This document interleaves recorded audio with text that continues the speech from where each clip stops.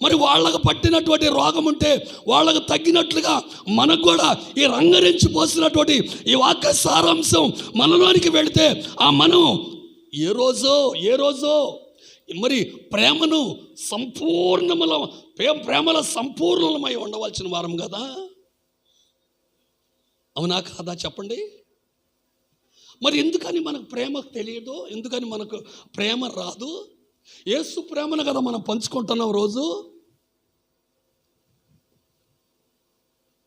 మనకు ఆ గుణాలు లేకపోతే మనకు ఆ స్థితి రావాలంటే మనకేం కావాలయ్యా అంటే ఆయనను సమీపించగలిగినటువంటి ఆ స్థాయికి మనం ఎదగాలి. దేవునికి స్తోత్రం. ఏ స్థాయికి? ఆయనను సమీపించగలిగినటువంటి స్థాయికి మనం ఎదగాలి. అప్పుడు ఆయన ప్రేమ మనకు తెలుస్తుంది. అప్పుడు ఆయన ప్రేమను రుచి చూస్తాం. అప్పుడు ఆయన పోలిక మనకు వస్తుంది. అప్పుడు ఆయన గుణగానాలు మనకు వస్తాయి. అప్పుడు దైవ స్వరూపులమై మనము, దేవునికి స్తోత్రం, దైవ స్వరూపులమై మనం ఆయనలో ఉన్నటువంటి దైవత్వము, ఆయనలో ఉన్నటువంటి ఆ దైవ ప్రేమ మనలోనికి రావాలంటే యేసుక్రీస్తు వారి లోకానికి ఎందుకు వచ్చినట్టు?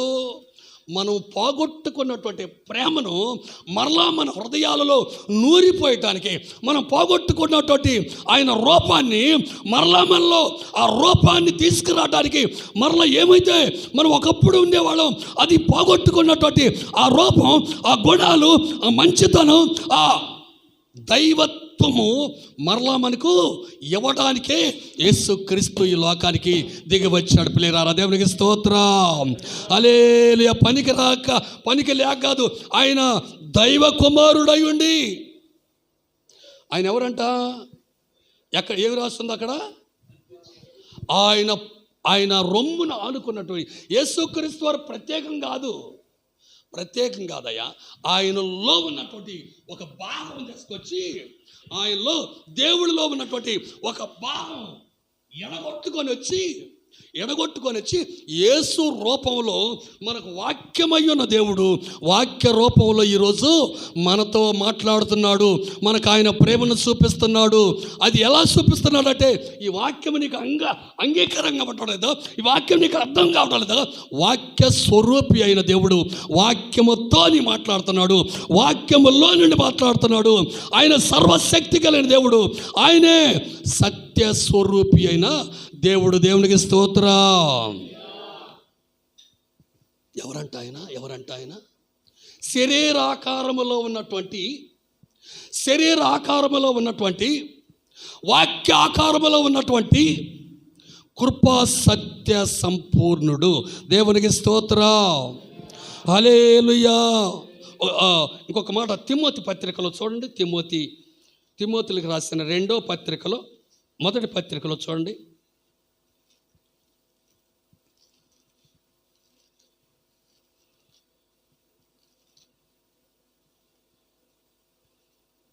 మొదటి పత్రిక 6వ అధ్యాయం 16వ వచనం. 6వ అధ్యాయం 16వ వచనం. సమీపించరాని తేజస్సులో ఆయన మాత్రమే వసించుచు అమరత్వము గలవాడై ఉన్నాడు. ఆయనను చూడలేదు. ఆయన ఇక నుంచి ఎవరైనాను చూడనేరరు. ఎందుకంటే మనకు ఆయన ప్రేమను చూపించిన వారు మన దగ్గరే ఉన్నారు కనుక, ఆయన ప్రేమను చూపించినటువంటి దేవుడు మనతోనే ఉన్నాడు కనుక, ఆయన ప్రేమ ఎలా ఉంటుందో రోజు నువ్వు చూస్తున్నావు కనుక, ఆ ప్రేమను నువ్వు కనుగొనలేకపోతే ఇంకా ఆయన సమీపింపరాని తేజస్సులో ఉన్నవాడిని నువ్వు ఎలా చూస్తావు? నీ ముందే ఉన్నటువంటి ఆయన ప్రేమను చూపించడానికి వచ్చినటువంటి ఆ ప్రోపాన్ని చూడలేక, ఆయన ప్రేమను పంచడానికి వచ్చినటువంటి ఆ ప్రేమను నువ్వు చూడలేక, నువ్వు ఆయన తేజస్సును చూపించడానికి వచ్చినటువంటి ఆ తేజస్సును చూడలేక, ఆయన మంచితనాన్ని చూపించడానికి వచ్చినటువంటి ఆ మంచితనం ఈయనలోనే చూడలేకపోతే ఇంకా మహా తేజస్సులో సమీపించరాని తేజస్సులో ఉన్నటువంటి వాడిని నువ్వు ఎలా చూడగలవు? చూడాలంటే ఇక్కడే ఉన్నాడు ఆయన. దేవునికి స్తోత్రం. ఆయన గనుక నువ్వు చూడగలిగితే, నీ మనోనేత్రాలు వెలిగించబడితే, ఆ మనోనేత్రాలు నీకు వెలిగించినటువంటి ఆ దేవుడు నీకెవరో తెలుస్తుంది. దేవునికి స్తోత్రం. అది తెలియాలంటే నువ్వేం చేయాలంటే మనలో ఉన్నటువంటి దుష్టత్వమును విడిచిపెట్టాలి. మనలో ఉన్నటువంటి ఆ దుష్కార్యములను విడిచిపెట్టాలి. మనలో ఉన్నటువంటి అహంకారాన్ని, మనలో ఉన్నటువంటి ఏమేమి విడిచిపెట్టాలి? చాలా ఉన్నాయి విడిచిపెట్టాల్సినవి. నీ దేవుడిని నువ్వు కలుసుకోవాలంటే, నీ దేవుడిని నువ్వు చూడాలంటే, నీ దేవుడు నీకు కనిపించాలంటే ఏమి విడిచిపెట్టాలా? చూడండి, నా మాట కూడా ఒక మాట చూద్దాం. త్వరగానే ముగిస్తాను కానీ చూడండి.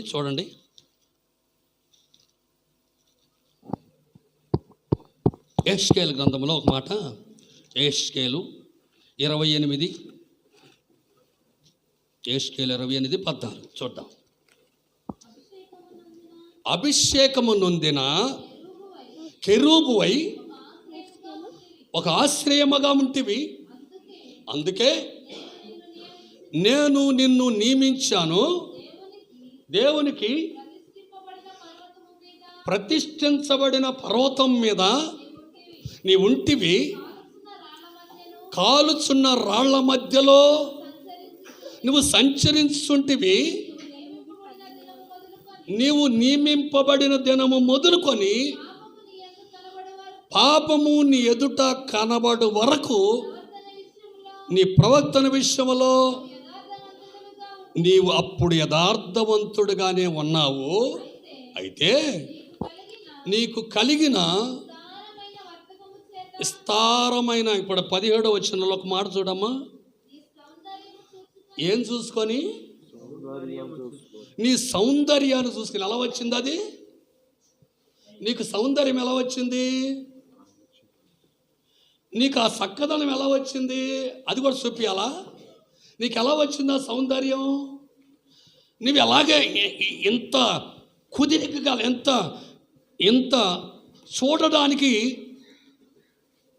చూడడానికి ఇంపైన దానిగా నువ్వు ఎలా ఉన్నావు? ఇప్పుడు ఎలా తయారవయ్యావు నువ్వు?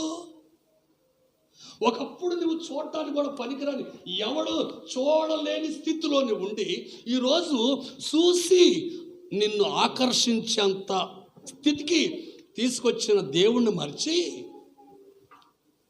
నిన్ను చూసి ఇంకొకళ్ళు ఆకర్షించగలిగినంత స్థితిలోనికి తీసుకొచ్చినటువంటి దేవుణ్ణి మర్చి ఏం చూసుకొని దేవుని సందులో నుంచి ఆ పడిపోవటానికి సిద్ధంగా ఉందట. చెప్పండి.